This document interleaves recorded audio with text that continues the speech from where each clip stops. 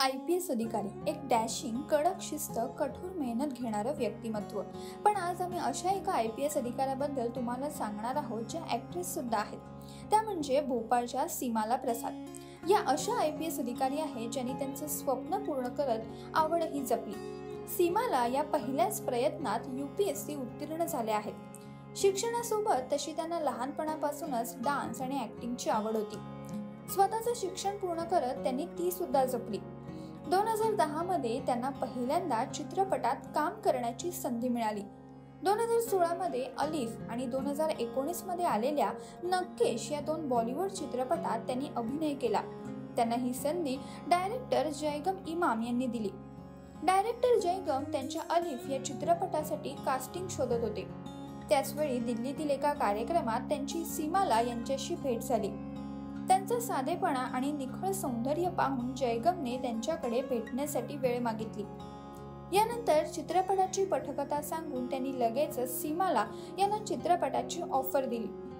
चित्रपटाची ऑफर मिळाल्यावर लोकांमध्ये जनजागृती निर्माण होईल या उद्देशाने त्यांनी चित्रपटात काम केलं आणि त्या बॉलिवूड ॲक्ट्रेस झाल्या। त्यांचा हा चित्रपट ऑस्ट्रेलियातील क्वीन्सलँडच्या भारतीय आंतरराष्ट्रीय चित्रपट महोत्सवात जागतिक प्रीमियर म्हणून प्रदर्शित करण्यात आला आहे। सीमाला यांचं बालपण तसं भोपाळमधीलच। भोपाळ येथील रहिवासी असलेल्या सीमाला प्रसाद यांनी कॉमर्स मधून डिग्री घेतली आहे। याशिवाय त्यांनी बरकतउल्ला विद्यापीठात समाजशास्त्रात पदव्युत्तर शिक्षण पूर्ण केलंय।